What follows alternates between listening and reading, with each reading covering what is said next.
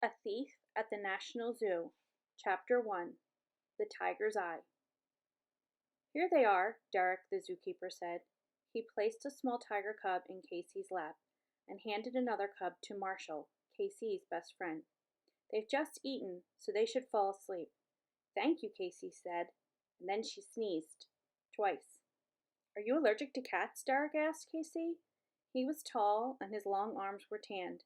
He wore a short-sleeved shirt and cargo pants with zippered pockets. A thin silver bracelet dangled around one wrist. Casey sneezed again. No, we have 3 cats at home, and they never make me sneeze, she said, but maybe I'm allergic to tigers. Derek laughed. See you in 20 minutes, he said.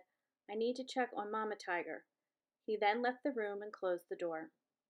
The tiger cub on Casey's lap opened its mouth and yawned. The 2-month-old Sumatran tiger was the size of one of Casey's cats.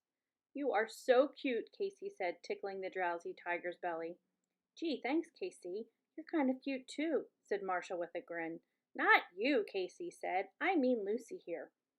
Lucy's a dumb name for a tiger, Marshall commented. I mean, I guess it's okay for a tiny cub, but can you see calling a 500-pound tiger Lucy? Casey Corcoran and Marshall Lee were at the National Zoo in Washington, D.C. Their friend, Dr. Philip Tutu, was the zoo's head veterinarian. He had invited them to play with the baby Sumatran tigers in a small room across from the tiger enclosure. Ricky is a pretty silly name too, Casey said. Lucy's twin brother, Ricky, was curled up on Marshall's lap. But in a little while they'll get their real names.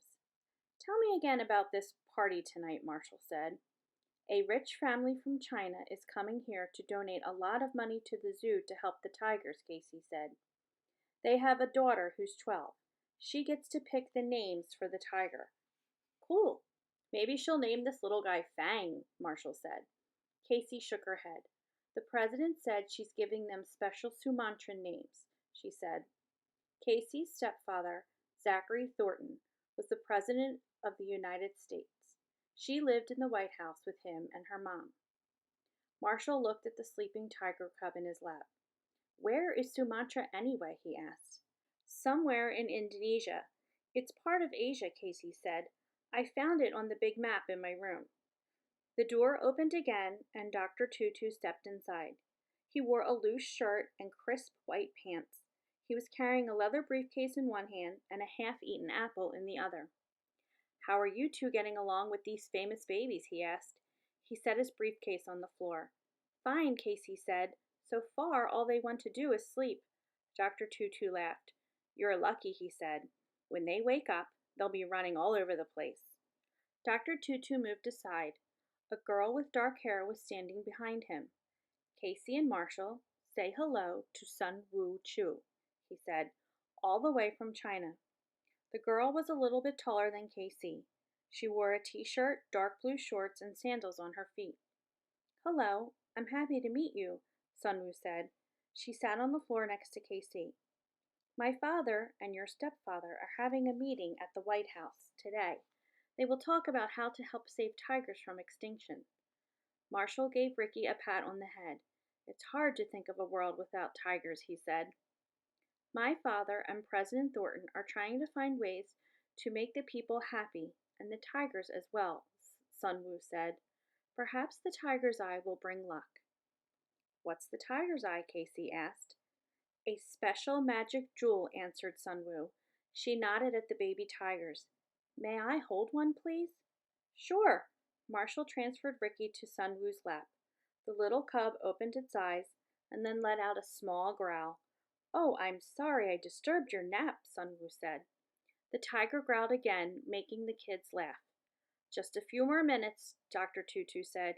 He picked up his briefcase and walked towards the door.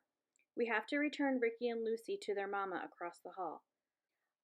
What's this magic jewel? Asked Marshall after Dr. Tutu, chomping on his apple, had left the room.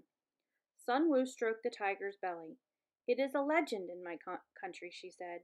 2,000 years ago, a Chinese boy was digging roots to help feed his hungry brothers and sisters. Their parents had died, and the children were alone. Buried in the dirt beneath a tree, He discovered a smooth ball of amber. The amber was the color of light tea, and the boy could see something inside. It was an emerald. "What's amber?" Marshall asked. "It's like sap that comes from the pine tree," Sunwoo said. "Over time, it hardens like plastic." "So this emerald got covered in this sap stuff and then it hardened?" Casey asked. Sunwoo nodded. "But it is very, very rare," she said. "No one thought emeralds and amber came from the same place, and neither is found in China. It's a mystery. Or maybe the legend is not true," Sunwoo shrugged. "How big is this tiger's eye?" Marshall asked Sunwoo. She made a circle with her fingers. "Like a peach," she said, "but inside, instead of the pit, there is an emerald." "Cool," Marshall said. "The boy raced home with the beautiful thing he had found," Sunwoo went on. "The people in his town came to see the emerald. When they saw how poor and sick the children were, they brought food and money. His brothers and sisters became strong and healthy. The boy himself grew up to become the mayor of his village. He made sure that no one ever went hungry again. He told everyone that he owed his good fortune to the tiger's eye emerald." "What happened to the emerald?" Marshall asked. "It has been passed down from generation to generation," Sunwoo said. "It has always brought health and luck. The Premier of China gave the tiger's eye to my father to bring here. He will lend it to the zoo for 1 year. It will bring good luck to your people, but especially to the tigers." The door opened and Derek came in. He was talking to someone on a walkie-talkie. He finished and clipped the device to his belt. "Time for them to go back," he said. Casey placed Lucy in Derek's hand. She sneezed. Derek scooped up Ricky in his other hand. "The cubs are beautiful," Sunwoo said, as Derek took them away. "I have perfect names for them. Now I must leave. My mother and father are waiting to take me sightseeing." "We have to get home too," Casey said. The kids left the room. They were in a long hallway with a wall on one side and tall, wide doors on the other. "Excuse me, but I do not know the way," Sunwoo said. "Dr. Tutu brought me here, but I was not paying attention." "We'll show you," Casey said. "This hallway runs under the spaces where the lions and tigers live." "What's in there?" Sunwoo asked. A door directly across from the room they'd just left. The number 3 was painted on the door, below a small window. "Take a look," Marshall said.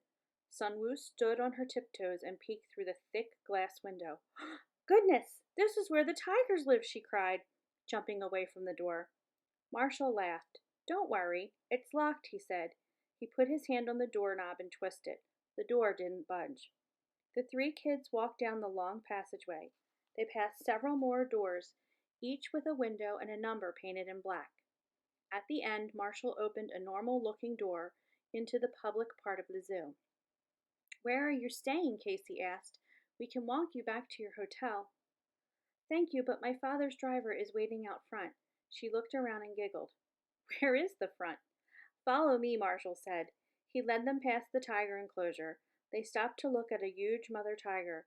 She was laying next to her twin cubs. "Can you believe little Lucy and Ricky will grow up to look like that?" Marshall said. They watched the tiger and her cubs for a few more minutes, then walked down past other animal exhibits to a gate. "Is this where you came in?" Casey asked. "I think so," Sunwoo said. "Oh, there's my driver." Sunwoo shook hands with Casey and Marshall. "I will see you tonight," she said. Sunwoo passed through the gate and walked up to a white stretch limo. The driver, dressed in a dark suit, opened the rear door for her. Casey and Marshall watched the stretch limo leave. "Wish we had one of those," Marshall said. "Not me. I like riding on the metro train," Casey said. She pulled her subway ticket out of her pocket. "And that's what we have to go to now. We have a party to get ready for."